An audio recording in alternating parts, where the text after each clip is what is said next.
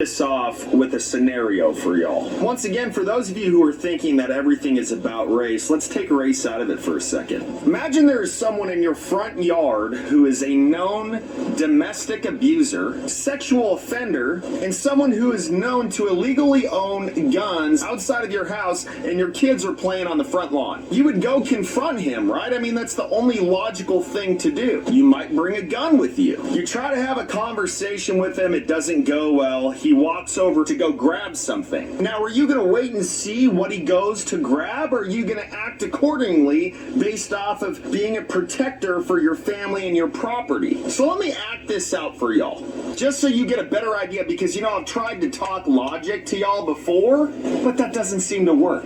We choose science over fiction. We choose truth over facts. Okay, so they were talking on this side of the car, they were doing whatever. He was upset, so he starts walking over here, right? The cops are following him. He has no regard to the fact that the cops are behind him holding guns because they have no idea what he's about to do, okay? Now watch.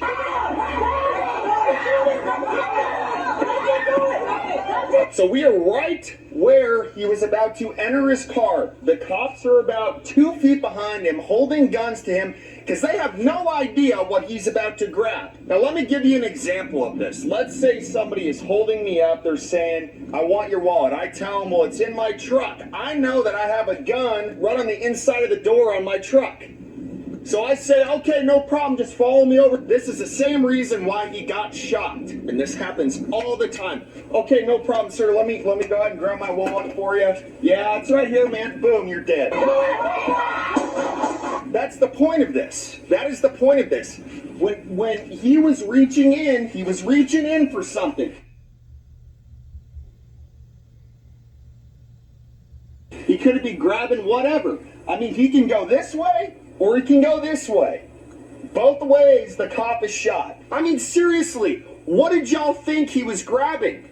Oh, you know what, officer? You know, you look a little sunburned, so I figured I'd grab you some aloe vera just while we're talking. You know, you really got to take care of your skin nowadays. No! Well, there's one other thing I wanted to grab for you. Stop being idiots. Respect the badge. All men and women created by go. You know the thing. See, so that is the exact situation that Jacob put these cops in. He has been charged before with assault to a police officer, being a sexual offender, domestic abuse, and unlawfully owning a gun. So what do you think these cops are going to do? Do you think they're going to be like, oh, you know what? Maybe he's grabbing a dildo out of there. Come on. Why do you think this guy is walking away from the cops in this scene?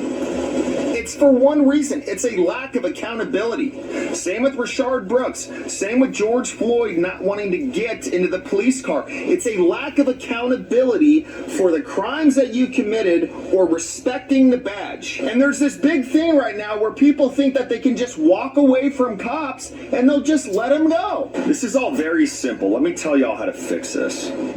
And I'm no expert, but I've got a little bit of common sense. If a cop is talking to you, obey his commands. This is what people don't get. You are going to be accountable either way. Okay, let me explain it. If you break the law, the cop is not going to quit until you are arrested, period. And if he does, he's a shitty cop, okay? So that's the first way you're going to be accountable. Secondly, if you try to resist, if you go try to grab a weapon or something out of your car, you're probably going to get shot. So either way, you're going to become accountable for what you have done. So why not do it the easy way? Now let's talk about the aftermath, because of course it's become all about race. A white cop shoots a black man, and you know, all the riots and protests because of it. And this one is even more of a joke. Some BLM member decided to torch a car dealership.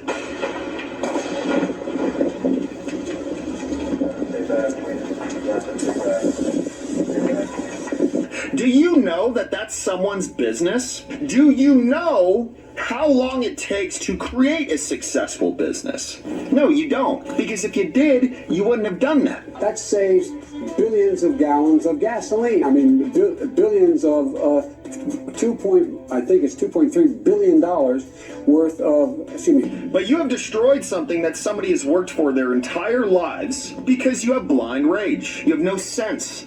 Everybody who is out there rioting and protesting and torching cop cars, understand that everything you're a part of is a movement of having no common sense.